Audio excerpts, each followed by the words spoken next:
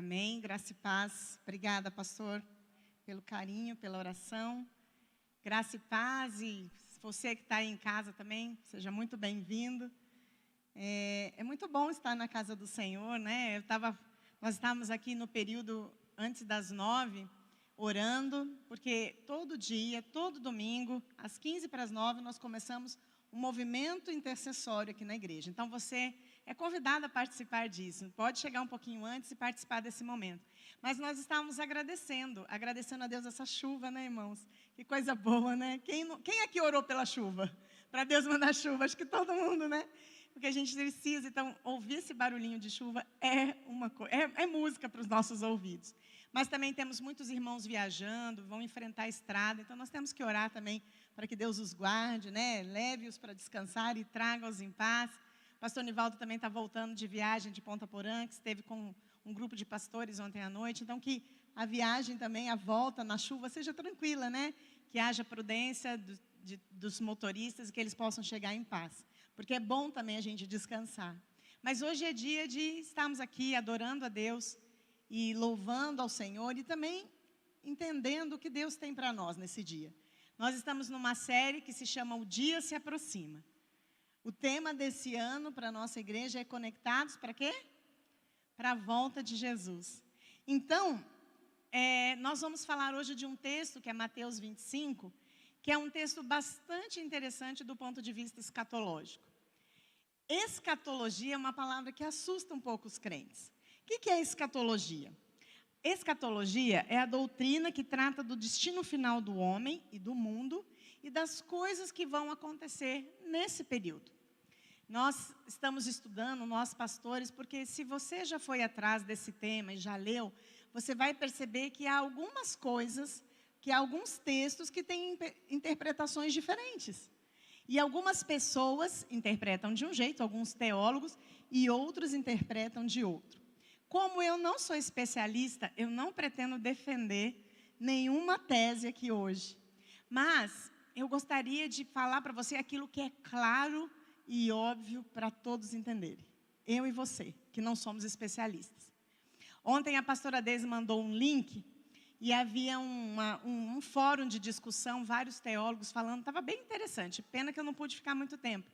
Mas alguns irmãos, eu imagino que sejam irmãos ou não sei, ou se eram leigos, mas algumas pessoas faziam comentários tão ofensivos que eu até, assim, porque, na verdade, infelizmente, isso causa briga. Mas, irmãos, na verdade, escatologia não é para causar briga. Escatologia é a base da nossa esperança. É o alicerce da nossa esperança como crentes. Nós somos seres espirituais, nós acreditamos que esse corpo, se morrer naturalmente, tem uma alma e um espírito que vai ter um destino. Então é sobre isso que nós precisamos pensar. E por isso que a escatologia é a nossa esperança. Se não houvesse esperança, tudo muda antes da morte. Certo? Se eu não tenho, e é isso que fala essa parábola. Se eu não tenho expectativa em relação àquilo que vem depois, o antes eu posso viver de qualquer maneira. Mas não é isso que a palavra de Deus ensina. E muitos crentes também têm medo de falar nisso, e até por isso a gente está fazendo com as crianças a série A Revelação. Nós estamos estudando com as crianças o livro de Apocalipse, para que elas possam entender símbolos importantes, compreender a palavra e, acima de tudo, entender a mensagem principal do livro, que é que Deus preparou um lugar lindo para aqueles que o amam. Amém? Então, abra sua Bíblia em Mateus 25, nós vamos ler do verso 1 ao verso 13. O reino dos céus será, pois, semelhante a 10 virgens que pegaram suas candeias e saíram para encontrar-se com o noivo. 5 delas eram insensatas, algumas traduções dizem loucas, por isso o tema da nossa mensagem. As insensatas ou loucas pegaram suas candeias, mas não levaram óleo. As prudentes, porém, levaram óleo em vasilhas, junto com as suas candeias. O noivo demorou a chegar, e todas ficaram com sono e adormeceram.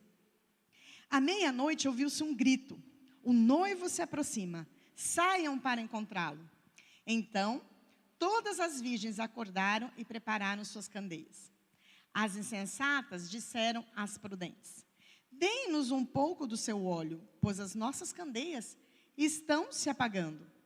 Elas responderam: não, pois pode ser que não haja o suficiente para nós e para vocês. Vão comprar óleo para vocês. E saindo elas para comprar o óleo, chegou o noivo. As virgens que estavam preparadas entraram com ele para o banquete nupcial e a porta foi fechada. Mais tarde vieram também as outras e disseram: Senhor, Senhor, abra a porta para nós. Mas ele respondeu: a verdade é que não as conheço. Portanto, vigiem, porque vocês não sabem o dia nem a hora. Portanto, vigiem, porque vocês não sabem o dia nem a hora. Essa parábola já foi descrita como a parábola da vigília. Ela é um convite à nossa postura perante a segunda vinda de Cristo. Bom, eu quero falar alguns símbolos dessa parábola. Primeiro, o noivo. O noivo ou o casamento. O que representa o noivo e o casamento? O noivo representa Jesus Cristo. A sua chegada refere-se às bodas do Cordeiro. A segunda vinda à terra. Em Apocalipse 19, 7 diz assim: regozijemo-nos e alegremo-nos e demo-lhes glória, porque vindas são as bodas do Cordeiro e já a sua noiva se aprontou. No casamento judaico, havia um rito alegre e muito interessante para um cortejo que conduzia a noiva até o noivo. Sob a luz de lâmpadas ou candeias, porque a cerimônia em geral se dava ao pôr do sol, depois do pôr do sol, cânticos e sons de instrumentos musicais eram ouvidos e ficava-se aguardando o noivo.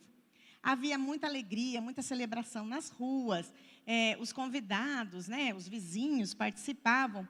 E aí iam acompanhando o cortejo do noivo até chegar à sua casa. E uma vez que eles entravam na casa do noivo, as portas eram fechadas e a festa começava. Então isso era algo, essa visão para os judeus, essa parábola para os judeus que Jesus contou, era algo que eles acostumavam a ver. Eles sabiam disso. As virgens, o que são as virgens? O que elas representam? As virgens se representam os crentes, ou os que se dizem crentes. Olha só, em 2 Coríntios 11, 3 diz assim: porque estou zeloso de vós com o zelo de Deus, porque vos tenho preparado para vos apresentar como virgem pura a um marido, a saber, o Cristo. Então, a igreja, os crentes são comparados com uma virgem. Virgem significa pureza, santidade. Tá certo? Separado para Deus. Bom, muitos, como eu falei, teólogos, concordam que por se tratar de virgens, estamos falando de crentes. E significa que na igreja há dois tipos de crentes. Mas a gente vai falar um pouquinho mais sobre isso mais para frente. Então, esse texto está falando de dois tipos de crentes, ou de pessoas que se dizem crentes. Um é o prudente e o outro é o insensato ou louco, ou tolo. E o que diferencia esses dois? Eles têm lâmpada, todos têm lâmpada, mas apenas um grupo tinha azeite a mais. Um grupo tinha um azeite só da lâmpada, a lâmpada é pequenininha, naquela época a lâmpada era pequena. Mas o grupo, está aqui claro no texto, que elas tinham a mais, elas tinham um azeite extra. O que é lâmpada na Bíblia, irmãos? A lâmpada na Bíblia tem vários significados. Em Provérbios 20, 27, diz que o espírito do homem é a lâmpada do Senhor. Então, as lâmpadas podem significar o quê? O espírito do homem. Essas lâmpadas que estavam com as virgens, então, representariam o nosso espírito. E o nosso espírito é aceso quando o Espírito de Deus entra em nós. Certo? Então, elas tinham luz nas suas lâmpadas. Elas Mas a lâmpada, desculpa, também significa palavra, que quer dizer que elas também tinham a palavra consigo, se pensarmos na palavra. O Salmo 119, 105 é bem conhecido. Como é que diz? Lâmpada para os meus pés é a tua palavra e luz para os meus caminhos. Então, essas loucas conheciam a palavra, certo? Todas elas foram se encontrar com o noivo. Meia-noite. O que significa meia-noite? Irmãos, o que acontece meia-noite? Num piscar de olhos, o que vai acontecer hoje à meia-noite? Num piscar de olhos, deixa de ser sábado, deixa de ser domingo e vai ser segunda. Então, o que representa a meia-noite? Mudança, novo tempo. Muda um dia para o outro. E a diferença é muito pequena, é só um segundo. Então, a meia-noite tem a ver com a vinda de Cristo, que vai ser como num piscar de olhos. Irmãos, vai ser muito. A Bíblia diz isso em vários lugares. Vai ser assim. Não vai dar tempo mais para nada, vai ser assim. Isso que diz. Por isso está aí meia-noite. Eu quero falar sobre o azeite. O azeite, nas Sagradas Escrituras, simboliza o Espírito Santo.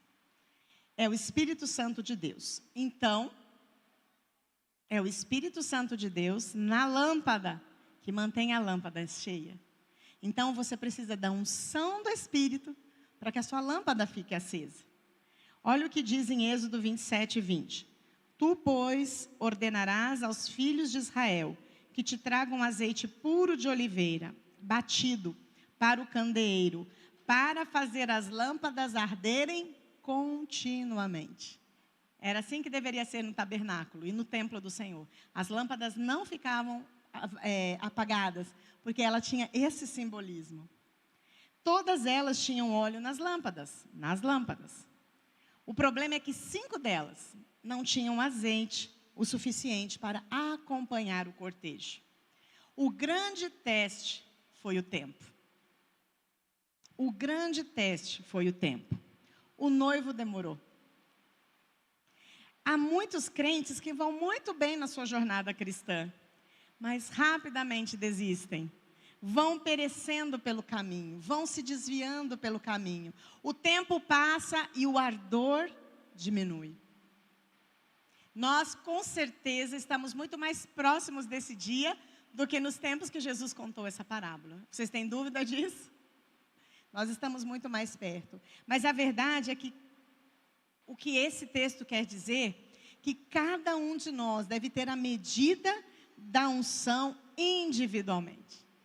Unção é individual. O verso 7 fala que as virgens loucas, quando acordaram, queriam que as prudentes dessem a ela azeite. E elas, não, porque vai faltar para vocês e vai faltar para nós.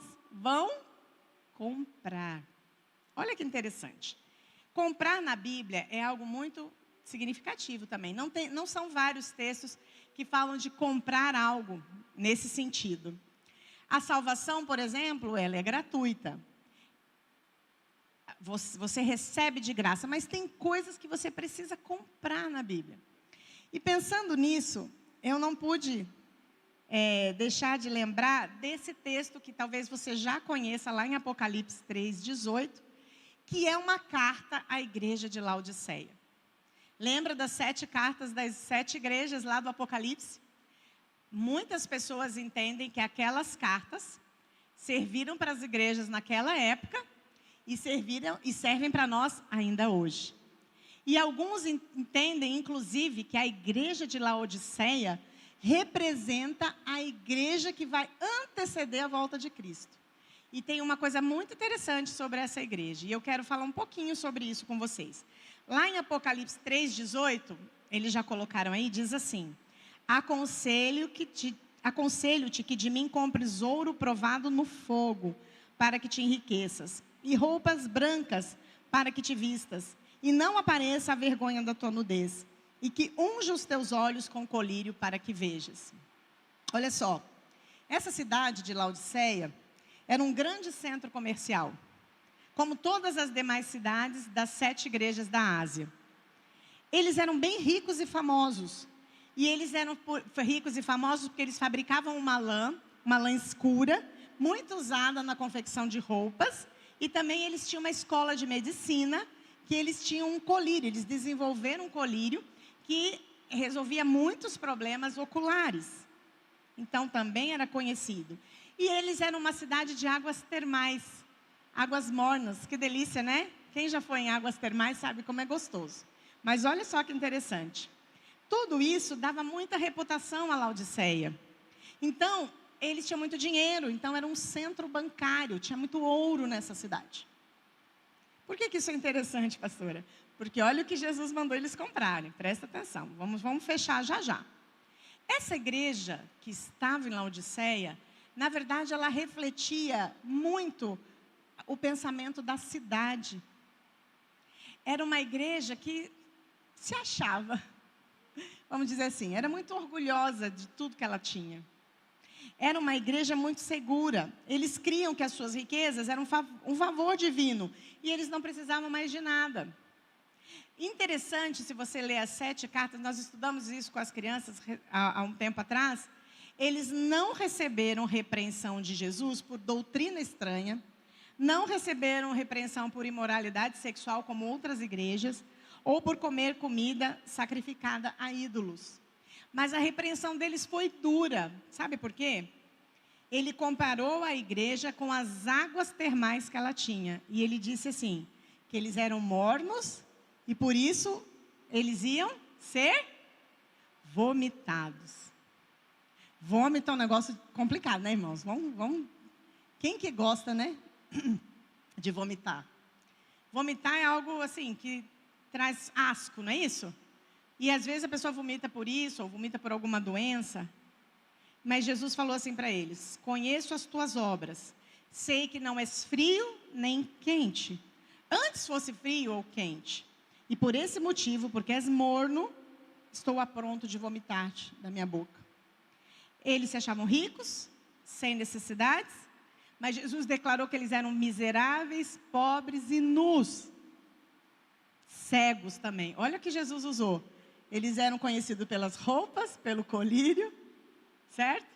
Pelas águas, e Jesus usa todos os elementos para dizer, vocês são miseráveis, tem muito ouro no banco, mas são miseráveis, tem muita roupa vendendo no comércio, mas vocês estão nus, e além de tudo, por terem esse colírio maravilhoso, estão cegos.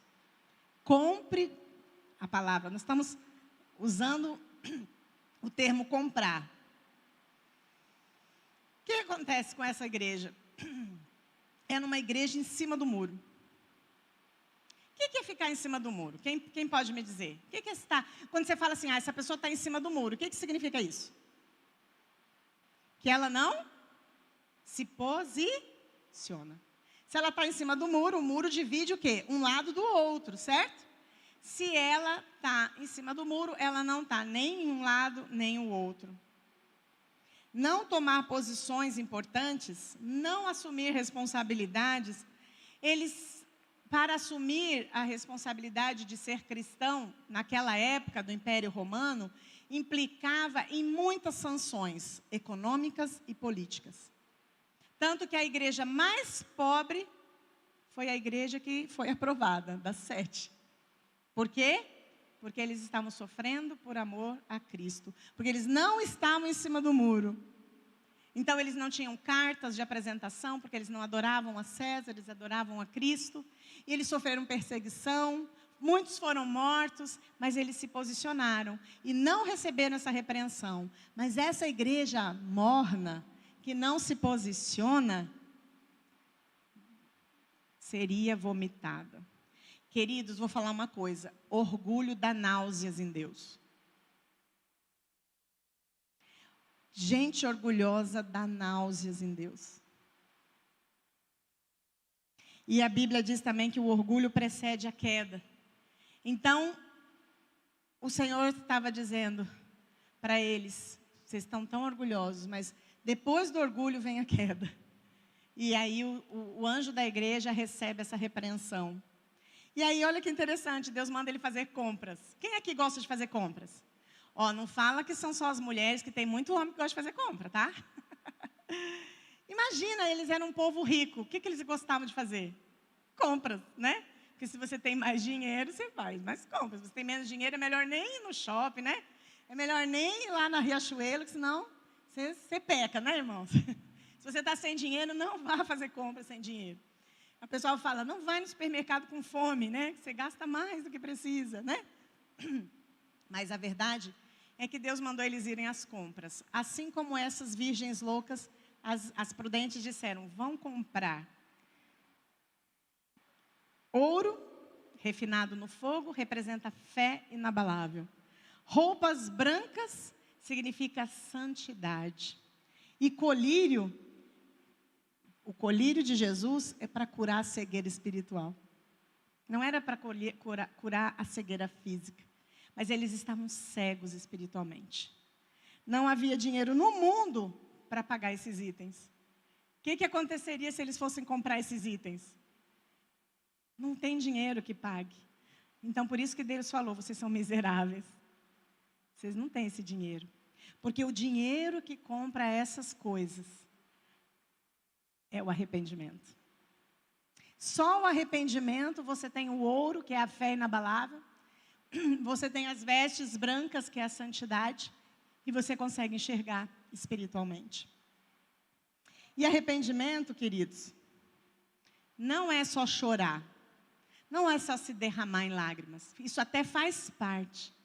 Arrependimento é mudança. É isso que a Bíblia fala. É isso que a palavra significa, arrepender-se. Você estava numa rota, indo por esse caminho, você muda o caminho. E claro que se mesmo que a sua mudança for de 1 grau, você não vai chegar no mesmo lugar. Isso é arrependimento. Não é só choro, não é só tristeza, é mudança. Na loja de Deus, o único dinheiro que vale é um coração arrependido.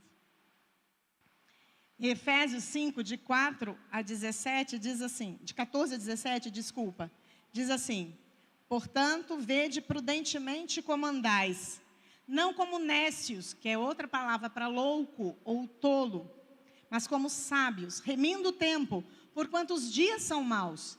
Por isso não sejais insensatos, mas entendei qual seja a vontade do Senhor. E não vos embriagueis com vinho, mas enchei-vos do Espírito. Anda com sua reserva de óleo, meu querido. Anda com a sua reserva de óleo. Falando entre vós em salmos, hinos e cânticos espirituais, cantando e salmodiando ao Senhor no vosso coração, dando sempre graças por tudo a nosso Deus e Pai, em nome do nosso Senhor Jesus Cristo, sujeitando-vos uns aos outros no temor de Deus. Encher-se do Espírito. Isso é algo que só você pode fazer. Ninguém pode encher você do Espírito. Ninguém.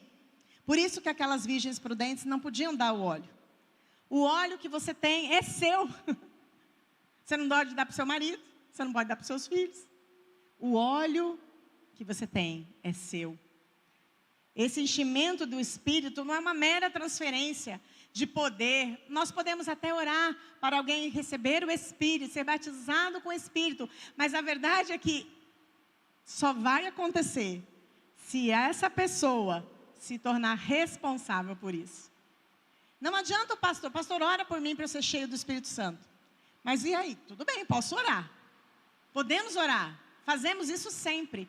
Mas você vai ter só a sua vasilha cheia se você buscar. Ninguém enche a sua vasilha por você. É sua responsabilidade.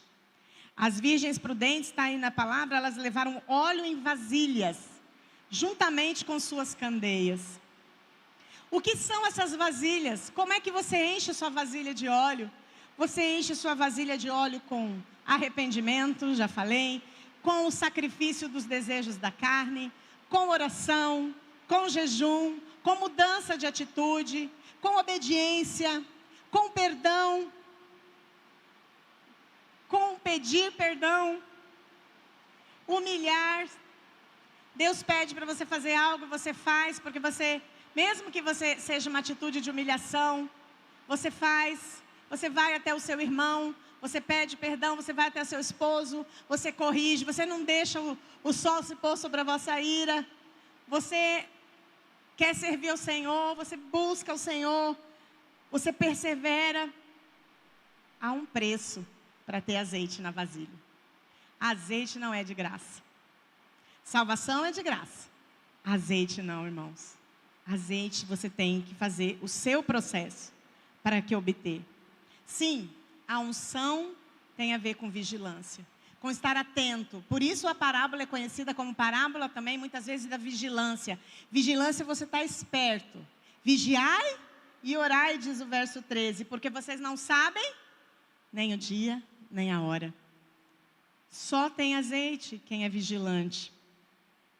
Quem leva a sério sua vida cristã, quem se posiciona, não aqui só na igreja, irmãos, fora. O nosso posicionamento mais difícil não é aqui. Aqui é fácil. Depois de um retiro, muito fácil. Mas lá no seu trabalho, quando você precisa ser honesto, íntegro, na sua escola, no seu namoro, no seu casamento, nas suas finanças, na sua vida sexual, nos seus pensamentos, é aí que você precisa realmente mostrar quem é o seu Deus, a quem você serve. Quem vive sem unção, a Bíblia diz que é louco. Irmãos, a vida cristã não é uma vida fácil. Ela é simples, os conceitos são simples. Amar a Deus e obedecer os seus mandamentos. Pela simplicidade, não significa que é fácil. Mas aquele que não tem óleo é comparado com a virgem louca. E os planos de Deus, muitas vezes, levam muito tempo humano. E por levar muito tempo, alguns desistem no meio do caminho. Faz uma campanha de oração, faz um jejum por algo, isso não acontece, já esvaziou a lâmpada. Já não tem mais nada, a luz já não brilha mais. Eu quero falar sobre outra questão nesse texto. A Bíblia diz no verso 5 que todas dormiram. Dormir na Bíblia pode significar duas coisas. Apostatar da fé, isto é, desertar, renegar a fé. E eu vou mostrar isso para vocês lá em Romanos 13, de 11 a 14. Olha só. E isso digo conhecendo o tempo, que já é hora de despertarmos do sono. Porque a nossa salvação está agora mais perto de nós do que quando aceitamos a fé. A noite é passada e o dia é chegado. Rejeitemos, pois, as obras das trevas e vistamo-nos das armas da luz.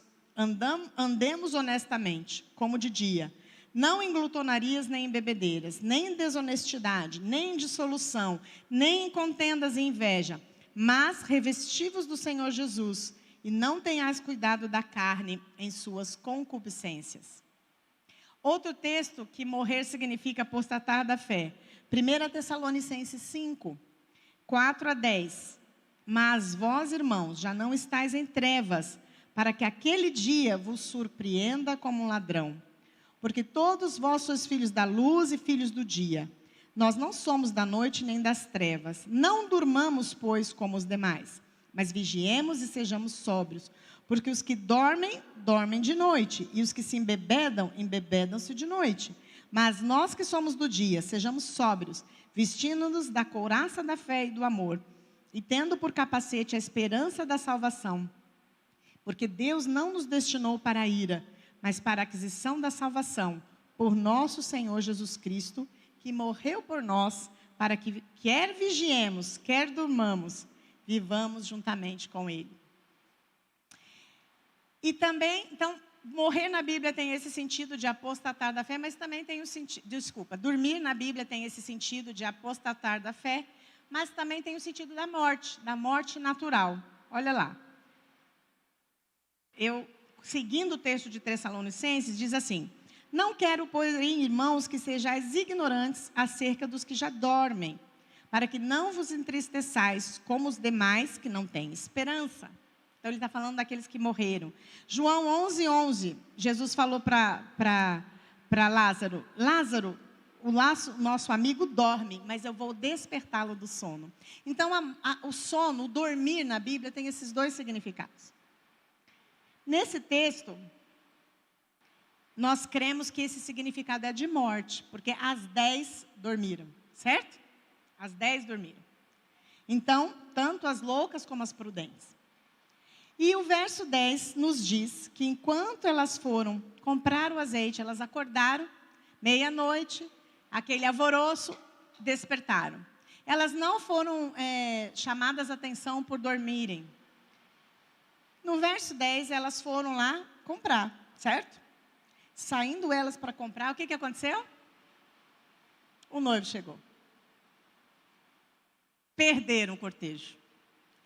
Perderam a visão do noivo chegando. Lucas 12, 37 diz assim, olha, agora eu vou competir com a chuva. Vocês estão me ouvindo? Beleza.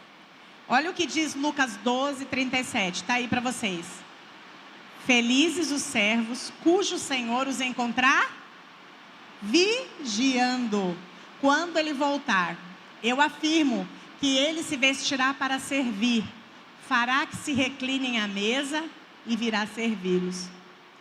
Se os que estão vigiando são felizes, os que não vigiaram são infelizes? Vamos lá, vamos seguir. E aí elas foram correndo, mas a porta já estava fechada. A festa já tinha começado e elas ficaram para fora. Que coisa horrível para um sanguíneo. Já pensou, Kátia? Se chegar numa festa atrasada, você não chega, né? Que bom. Mas olha só, o fechar a porta significa que o tempo para você encher a sua lâmpada é nessa terra. O tempo para se qualificar, o tempo de você ter unção e buscar unção é nessa vida terrena. Depois de dormir, depois da morte, não tem mais como encher. Você vai morrer com aquilo que tem na sua vasilha.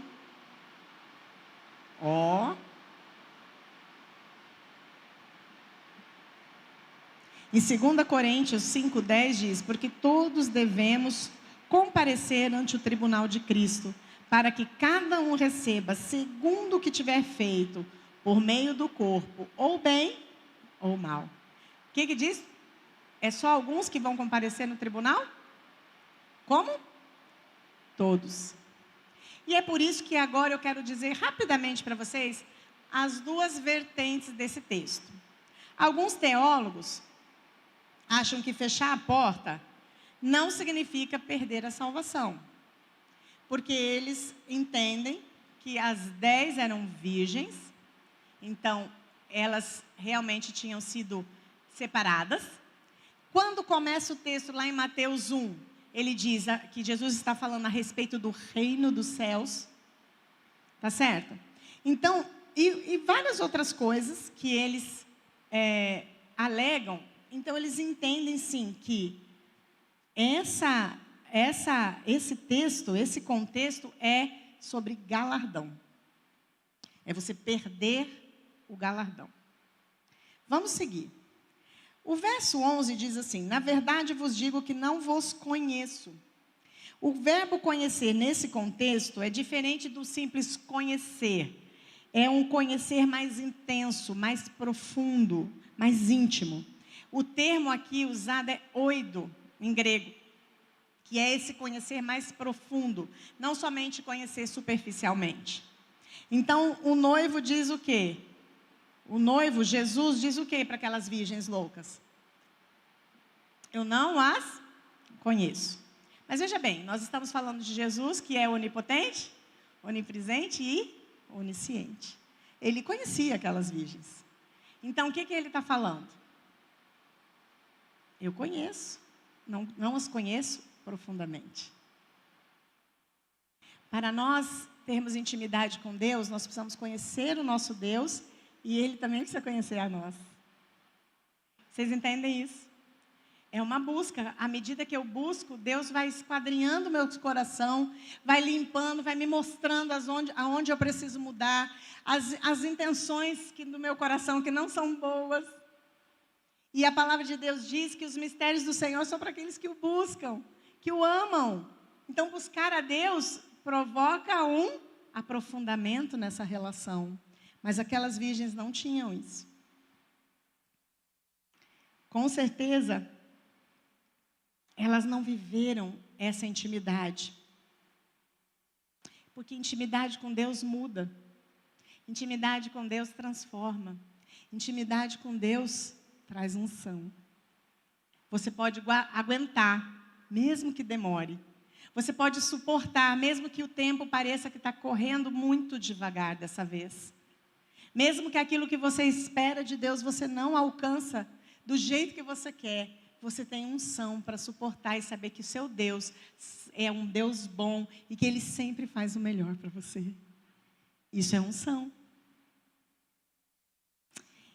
Bom, então, eu já falei para você que muitos, então, entendem que ficar fora da festa é perder um galardão na vida futura, ok? Então, se nós pensarmos dessa forma, esse texto está falando de um crente carnal e de um crente espiritual, correto? Mas outros acham que as virgens loucas, na verdade, elas estão falando dos falsos crentes. Sabe o joio que cresce no meio do trigo? Que é bem parecido, mas que na hora da colheita vão ser separados? É por aí. E, na verdade, esse texto de Mateus 25 está num bloco escrito por Mateus de um discurso de Jesus a respeito do final dos tempos. E nesse bloco, Jesus, lá na parábola dos talentos, que segue essa parábola, ele fala daquela pessoa que tinha um talento, você lembra? Que ele fez o quê com o talento? Ele enterrou. Aí olha o que ele diz: lancem fora o servo inútil nas trevas, onde haverá choro e ranger de dentes. Começou a ficar meio apertada a coisa, né? Lá em Lucas 12, tem aquela parábola dos servos, que o seu senhor foi viajar, só que demorou para chegar. Olha só, parecido, né? Com a parábola das virgens. E esses servos, porque o senhor demorava, começaram a se embriagar, maltratar os seus conservos. E aí olha o que a Bíblia diz: o senhor daquele servo virá num dia que ele não espera, e numa hora que não sabe, e o punirá severamente, e lhe dará um lugar com os infiéis. Aquele servo que conhece a vontade de seu senhor, e não prepara o que ele deseja, nem o realiza, receberá muitos açoites. Galardão ou salvação? Olha, irmãos, se você pensar nisso, então a Bíblia está falando daquele que fica na igreja, que vem aqui, mas que no fundo não conhece o noivo. E quando a festa chegar, ele vai ficar fora da festa. Ele vai perder de ficar eternamente com Cristo. Sério, né? Olha, de verdade, se for galardão, se for salvação, a verdade aqui é que você vai perder. Dos dois jeitos você perde. E você vai perder algo muito importante. Você vai perder a festa, a bodas com o Cordeiro. Se não fosse importante, Jesus não contaria. Então, irmãos, eu acho bom a gente olhar isso com muito cuidado. Porque nós vamos perder se nós nos comportarmos como loucos e insensatos. O que você perde? A festa. E o mais importante de tudo, que essa decisão é eterna. Não tem como comprar azeite depois, vocês entenderam? O que for que acontecer da porta para lá, quem tiver da porta para cá, vai perder eternamente. Forte, mas é real. A Bíblia nos diz em Hebreus 3,15 que hoje é o dia da nossa salvação. Enquanto nós estamos vivos, hoje é o dia. Deus sempre nos dá a oportunidade. Agora, Jesus pode voltar amanhã, como eu posso ser chamado, você pode ser chamado. Porque a morte também nós não sabemos quando ela chega. Então, ou se esse minuto, esse piscar de olhos for a volta de Cristo, ou se esse piscar de olhos for a sua morte, depois não tem mais jeito. A classe representada... e o mais interessante, as virgens loucas sabiam disso. Elas não levaram porque elas confiaram naquele azeitinho da lâmpada. Então, a Bíblia aqui não está falando de gente que não conhece a verdade. A Bíblia está falando daqueles que conhecem a verdade, mas desprezam a verdade. Ou agem como se isso nunca fosse acontecer. Ah, Jesus vai voltar, não sei. Pensa só no hoje, mas para curtir a vida. Não pensa na sua vida futura. E nós estamos agora nessa série tentando fazer você pensar, meu querido, que a sua vida não é só isso. A sua vida é muito mais. Porque caso contrário, nós não estaríamos aqui, certo? Nós estamos aqui porque tem muito mais. E aí, como é que você vai se posicionar em relação a isso? Vai ficar achando que o seu azeite da lâmpada é suficiente? Ou você vai buscar unção para a sua vida, para você vencer as batalhas? As loucas não têm consideração pela verdade. Elas são aquelas pessoas que são atraídas pela verdade, mas elas ignoram as responsabilidades. Ela gosta da Bíblia, mas sabe aquela parte da bênção, sabe? Tem gente que ama o Salmo 91, só que lê o Salmo 91 meio... não lê tudo, né? Não entende tudo. Mas tem gente que gosta só das partes da Bíblia que diz que vai ser abençoado e tal. Mas esquece que tem um preço. Pensa e relembra o que eu falei. Salvação é de graça. Unção tem preço. Unção você precisa se esforçar. É você que tem que querer. É você que tem que buscar. Não vem assim. Deus se dá a conhecer por aqueles que o buscam. E o buscam de verdade, de todo o coração. Não é uma busca superficial. Não é uma busca apenas para ter as bênçãos, é uma busca pela presença, é uma busca pela direção. O Espírito Santo trabalha no coração do homem de acordo com o seu desejo e o seu consentimento. O Espírito Santo só vai trabalhar na sua vida quando você permitir. Ele não vai fazer nada que você não consinta. Ele não vai te encher de graça por nada. Você tem que buscar, você tem que querer. Que tipo de cristão você é? Ou que tipo de pessoa você é? Com que virgens você se identifica? Com as prudentes ou com as loucas? Você conhece seu Deus e se deixa conhecer por Ele? Você passa tempo com Deus? Você passa tempo com a palavra de Deus? E a Bíblia diz que se eu busco, eu quero estar logo nessa festa. E aí, lá em Mateus 24, diz assim: esse evangelho do reino será pregado em todo o mundo, como testemunho a todas as nações, e então virá o fim. O que você está fazendo para isso? Esse texto diz que o crente que quer encontrar com Jesus, o crente que quer que Jesus volte, tem que evangelizar. Tem que falar de Jesus, tem que ser luz aonde ele está.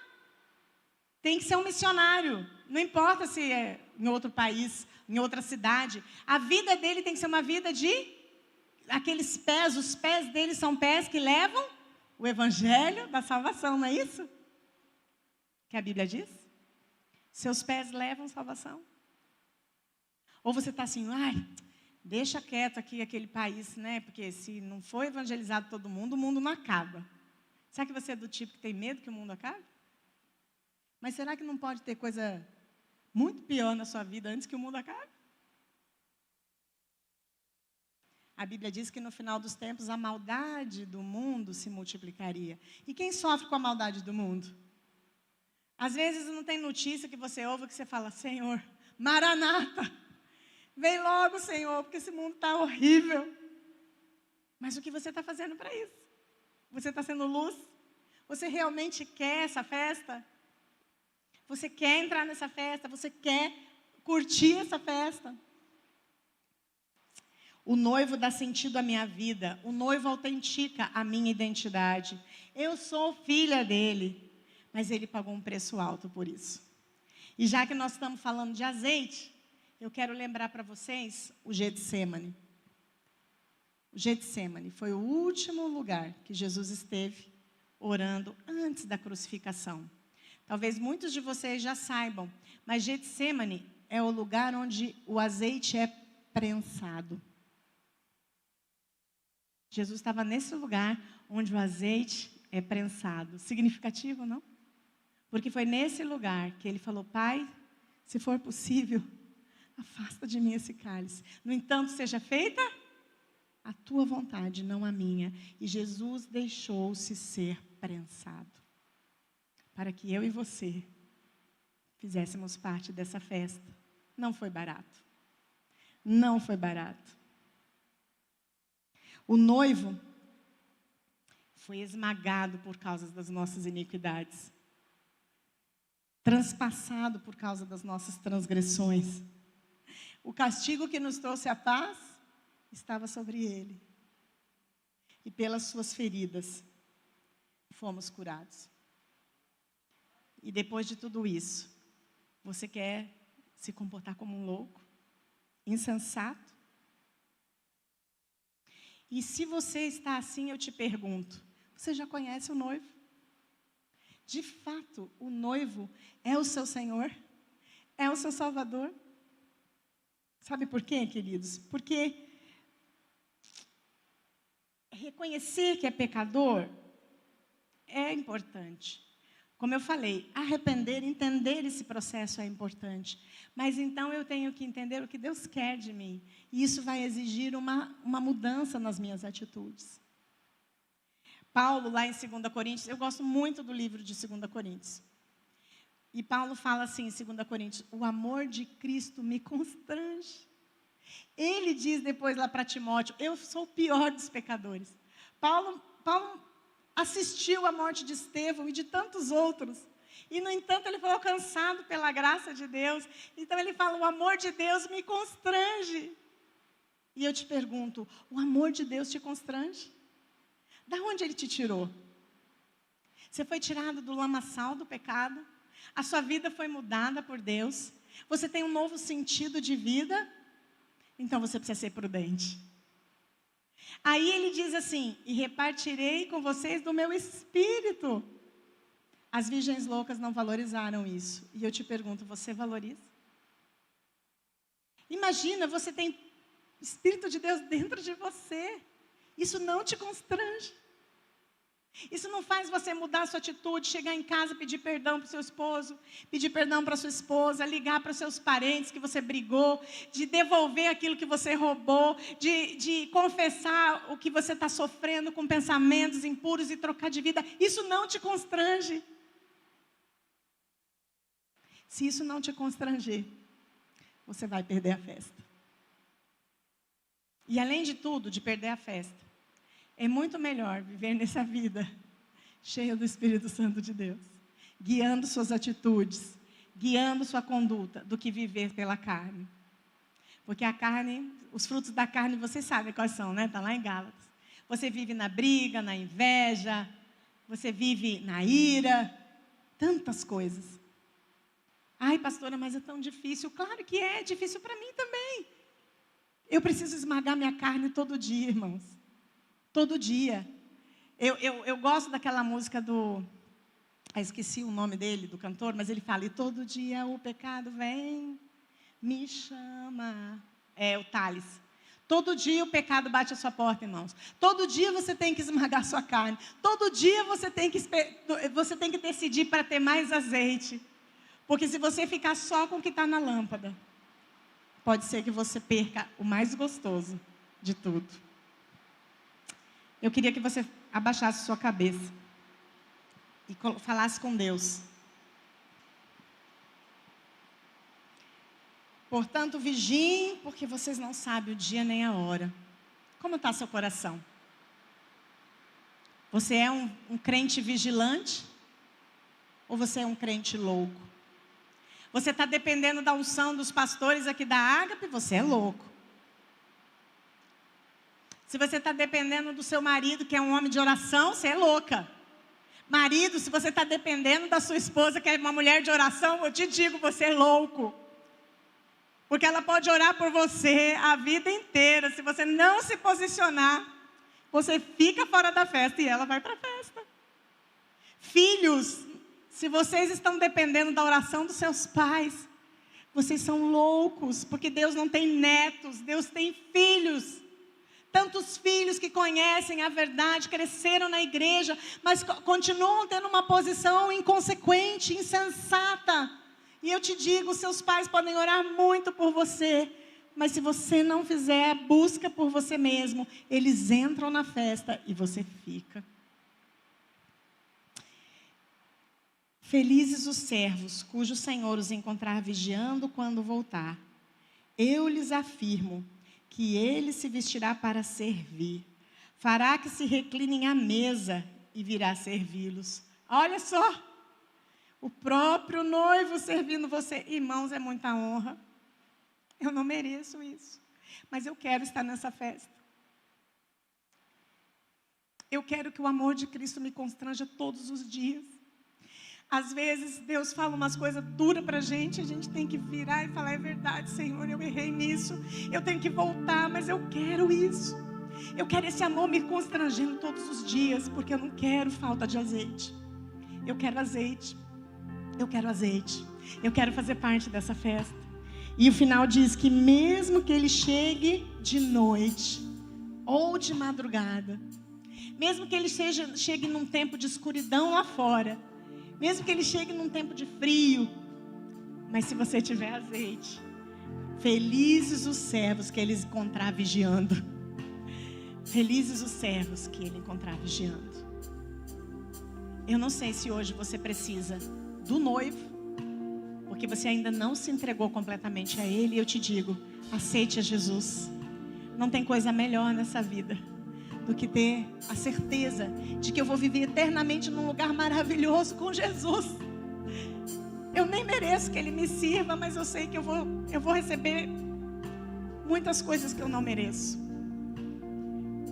Mas se você já tem Jesus, mas não tem buscado a presença dele, eu digo, deixa Deus espremer. Deixa Deus espremer sua vida. O que você precisa que seja espremido hoje? O que Deus precisa esmagar na sua vida, na sua carne, para que o Espírito dele possa fluir em você e que você se encha de unção. Pai, em nome de Jesus, abençoa as nossas vidas.